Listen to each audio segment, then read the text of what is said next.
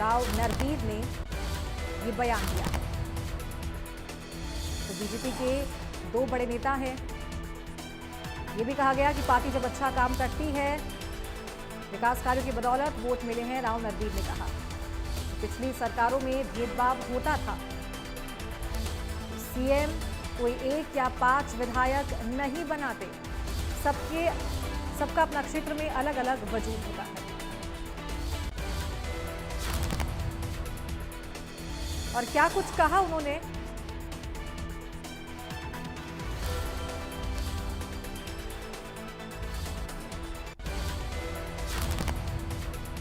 और इसी बीच दोनों नेताओं ने क्या कुछ कहा है वो भी आपको सुनवाते हैं। हम जब यूं कहते हैं कि हमारे इस क्षेत्र के साथ दुभात होती है, हम सरकारें बनाते हैं लेकिन वाजिब इनाम हमारे को उसके बदले में नहीं मिलता, तो क्या मैं गलत कहता हूं?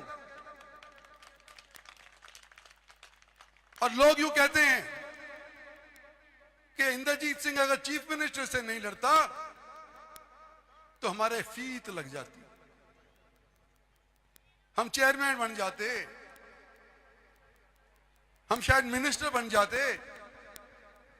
अरे मैं यूं कहता हूं कि अगर हम पार्टी किसी का जो साथ नहीं देते तो ये पार्टी सत्तासीन नहीं होती। तुम कहां के लट्टू हो?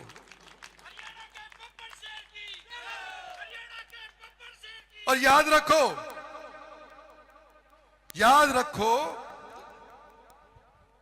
आज अहीरवाल की तरफ से अहीर रेजिमेंट की बात होती है कि मैंने रजांगला लड़ाई लड़ी, जब घुसपैठ ये कश्मीर के ऊपर काबिज करने वाले थे, गार्ड्स की तरफ से हमारे लोग जाकर के वहां पर सीन तान करके खड़े हो गए थे। लेकिन क्योंकि 1857 में हमने और आपके पूर्वजों ने अंग्रेजों के खिलाफ लोहा लिया था, इसलिए अहीर रेजिमेंट नहीं बनाई गई। पर इसलिए नहीं कि हम हार गए, आगे पीछे फिर बनेगी, फिर प्रयास करेंगे। जब तक जिंदा हैं तब तक दम है, तब तक कोशिश करेंगे। कोशिश करना हमारा फर्ज है और फैसला ऊपर वाले के हाथ के अंदर है, हमारी पार्टी वालों के हाथ के अंदर। ऐसा नहीं है, उनका भी वजूद है, मैं ये नहीं कहता उनका वजूद नहीं है, लेकिन सारा वजूद उनका नहीं है। मैं ये कहता हूँ ये भारतीय जनता पार्टी की मेहरबानी है। भारतीय जनता पार्टी का करे हुए विकास के काम इस अहीरवाल में लोगों को वोट दिलवाते हैं। यदि भारतीय जनता पार्टी सरकार इतने काम ना करती तो इतने एमएलए ना बनते। तो इसलिए पार्टी का शुक्रिया अदा करता हूँ जो उन्होंने रीति नीति बनाई, उस हिसाब से लोगों ने, अहीरवाल के लोगों ने खास तौर से प्रसन्न होकर भाजपा जनता पार्टी को वोट। मैं ये मानता हूँ यदि लोग तीसरी बार सरकार बना रहे हैं और दक्षिण हरियाणा से सबसे ज्यादा विधायक देते हैं तो दुभात नहीं हो रही। किसी आदमी के एक कहने से वोट नहीं मिलता। पार्टी जब अच्छा काम करती तभी आम जनमानस अपना मानस बनाता है कि मैंने इस पार्टी के हक में मतदान करना है, और ये भारतीय जनता पार्टी के काम का ही नतीजा है कि तीसरी बार लोगों ने सरकार बनाई। अपने विकास के लिए अपनी बात कहने की लड़ाई, कोई तलवारों की लड़ाई तो है नहीं। प्रजातंत्र में तो अपनी बात कहने की बात होती है। लेकिन मैं ये मानता हूँ कि मुख्यमंत्री मनोहर लाल जी ने भी इस दक्षिण हरियाणा में बहुत काम किया, और नायब सैनी जो मुख्यमंत्री है वो किसी इलाके के साथ पक्षपात नहीं करते।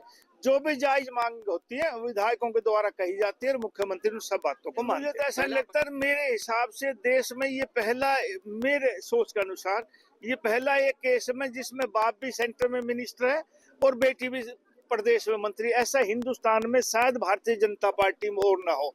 तो व्यक्तिगत तौर पर सोचो तो पार्टी ने उनको बहुत कुछ दिया है। बाकी क्या इच्छा नहीं पूरी है मुझे पता नहीं, लेकिन वैसे पार्टी ने बहुत कुछ दिया। नहीं साहब, सीएम तो पार्टी बनाती, कोई एक विधायक या 5 विधायक नहीं बना सकते। पार्टी जो फैसला करती है वो प्रदेश के हित में करती है। जो पार्टी ने फैसला किया वो उचित है। और ज्यादा जानकारी के साथ सहयोगी अमित विश्वकर्मा लाइव हमारे साथ जुड़ गए हैं रेवाड़ी से। सीधा उनका रुख करेंगे। अमित, एक तरफ केंद्रीय राज्य मंत्री हैं और एक तरफ मंत्री हैं, दोनों के बीच की बयानबाजी हुई है। सबसे पहले ये जानना चाहूंगी कि केंद्रीय राज्य मंत्री का ये जो बयान था ये किस ओर इशारा कर रहा था? देखिए कि पूरी लड़ाई वर्चस्व की है, जो कि दक्षिण हरियाणा खासकर अहिरवाल की राजनीति में देखी जा रही है। पहले राव नरबीर हैं, वो उद्योग मंत्री हैं हरियाणा सरकार में, वो बयान देते हैं कि यदि मैं मदद नहीं करता, यदि मैं खिलाफत करता तो राव संसद में नहीं पहुंचते। पूरा बखेड़ा उसके बाद शुरू होता है, पूरी जो बयानबाजी का दौर है उसके बाद शुरू होता है। उसके बाद स्वास्थ्य मंत्री आरती सिंह राव कहती हैं कि जो राव नरबीर हैं वो पार्टी के साथ कहीं ना कहीं पार्टी को कमजोर करने का काम कर रहे हैं। इसके बाद क्योंकि मकर संक्रांति के दिन राव जो इंद्रजीत सिंह हैं, केंद्रीय मंत्री हैं, वो राजस्थान के गांव में तो सीधे तौर पर कहते हैं कि जो जिस तरह से, क्योंकि लगातार इस तरह के बयानबाजी आरती राव हो या फिर राव इंद्रजीत सिंह ये कहते रहे हैं कि सरकार हमने बनवाई है दक्षिण हरियाणा में, यदि हम मदद नहीं करते तो भाजपा की तीसरी बार सरकार नहीं बनती। सारा मसला यहीं पर खड़ा होता है, तो इससे सरकार भी असहज हो जाती है, क्योंकि सरकार दावा करती है कि जो विकास कार्य करवाए गए हैं पूरे प्रदेश में, पहली बार ऐसा देखने को मिला कि पूरे प्रदेश में बिना किसी भेदभाव के विकास कार्य और बिना पर्ची खर्ची के जिस तरह से कार्य करवाए गए, वोट उसी के आधार पर सरकार को मिले, तब जाकर हरियाणा में तीसरी बार सरकार बनी। लेकिन राव इंद्रजीत सिंह इसके उलट ये कहते हैं कि क्योंकि वो कहते हैं कि उनके चलते उन्होंने बीजेपी की मदद की दक्षिण हरियाणा में, उसके चलते जो विधायक थे वो जीत कर गए, तब जाकर सरकार बनी, लेकिन उसके बदले उनको इनाम नहीं मिलता।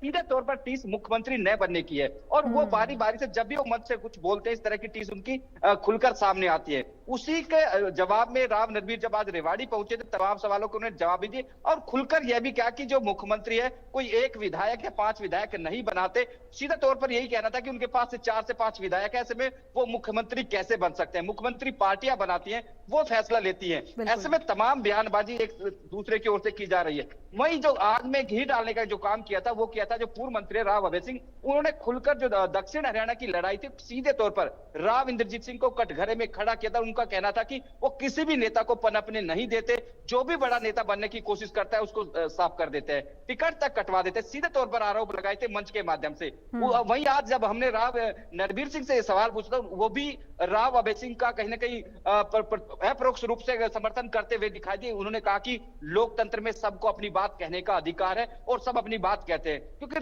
जो स्वास्थ्य मंत्री है राव इंद्रजीत सिंह की बेटी आरती राव, उन्होंने कहा था कि राव इंद्रजीत का वजूद इतना बड़ा है कि जो बाकी नेता है उनके वजूद से आगे बढ़ते हैं। लेकिन आज राव नरबीर सिंह ने कहा कि राव इंद्रजीत का वजूद हो सकता है, लेकिन सभी का अपने अपने क्षेत्र में वजूद है, लेकिन जो सबसे बड़ा वजूद है वो भारतीय जनता पार्टी का वजूद है। उसी के चलते दक्षिण हरियाणा के लोगों ने यहाँ पर वोट किया, तमाम विधायक जीतकर विधानसभा में पहुंचे और सरकार बनी। ऐसे में राव नरबीर जहां बीजेपी के माध्यम से अपने आप को साधते हुए दिखाई दे रहे हैं, वहीं राव इंद्रजीत सिंह सीधे तौर पर कहते हैं कि यहाँ पर दक्षिण हरियाणा में उनसे बड़ा कोई नेता नहीं है, उन्हीं के चलते यहाँ से पार्टी जीती, तब जाकर सरकार बनी। लेकिन इतना जरूर है कि भाजपा के, क्योंकि अहिरवाल के ये दोनों बड़े नेता हैं, राव इंद्रजीत सिंह हो या फिर राव नरबीर सिंह हो, दोनों के बीच में जिस तरह से जुबानी जंग चल रही है वो थमने का नाम नहीं ले रही है। एक के बाद एक इस तरह के बयानबाजी लगातार देखने को मिल रही है। मकर संक्रांति का दिन हो, फिर जब याद राव नरबीर सिंह रेवाड़ी पहुंचे थे, ऐसे में उम्मीद ये है कि, और सीधी तौर पर ये कहीं ना कहीं जिस तरह से बयानबाजी हो रही है पार्टी के हित में कतई नहीं कही जा सकती, क्योंकि भाजपा को पार्टी विद डिफरेंस कहा जाता है, अनुशासन के नाम से पार्टी जानी जाती है। लेकिन जिस तरह से खुलकर बयानबाजी एक दूसरे के खिलाफ की जा रही है, कहीं ना कहीं लोगों में अहिरवाल की राजनीति पूरी तरह से कड़ाके की ठंड के बीच गरमाई हुई दिखाई देती है, और कहीं ना कहीं ये जो वर्चस्व की लड़ाई है शायद आने वाले दिनों में और ज्यादा देखने को मिल सकती है, क्योंकि राव इंद्रजीत के जो तमाम समर्थक हैं वो खुलकर बोल रहे हैं। वहीं जो एंटी गुट है राव इंद्रजीत का, जैसे राव नरबीर हो या फिर राव अभय सिंह हो या बाकी लोगों, वो भी आने वाले दिनों में बयान देते हुए दिखाई देंगे। ऐसे में सीधे तौर पर लड़ाई वर्चस्व की है, क्योंकि 2 गुटों में रामपुर हाउस में राव इंद्रजीत जहां जिसको लीड करते हैं, वहीं जो राव नरबीर सिंह है वो पूरे जो विरोधी गुट है उसको लीड कर रहे हैं। ऐसे में आने वाले दिनों में जो ये लड़ाई देखने में मिलेगी, लेकिन इतना जरूर है कि कहीं ना कहीं कोई भी बात कर ले, क्योंकि राव नरबीर सिंह ने भी खुद कहा कि व्यक्तिगत तौर पर कोई कुछ भी कहे कि व्यक्तिगत रूप से उन्होंने सरकार बनाई, सरकार बीजेपी के विकास कार्य को चलते बनी, तब जाकर हरियाणा में तीसरी बार सरकार बनी है।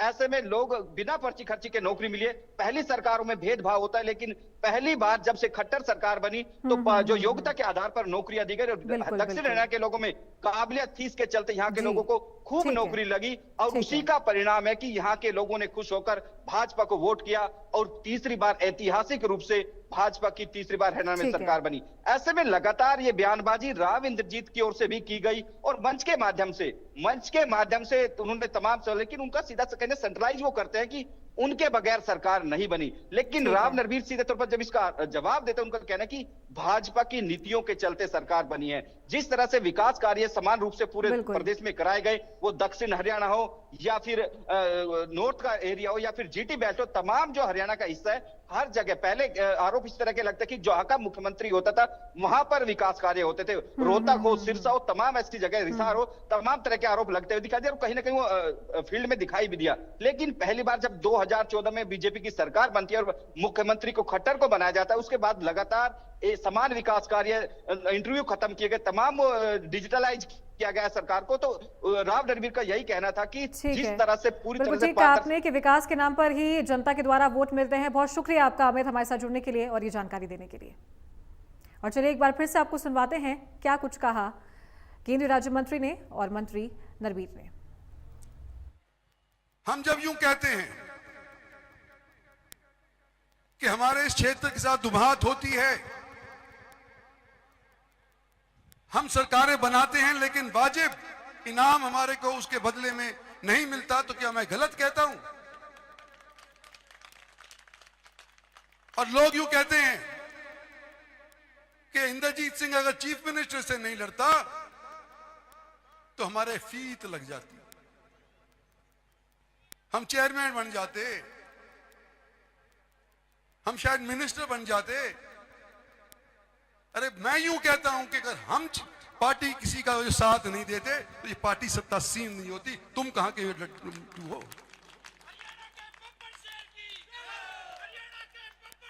और याद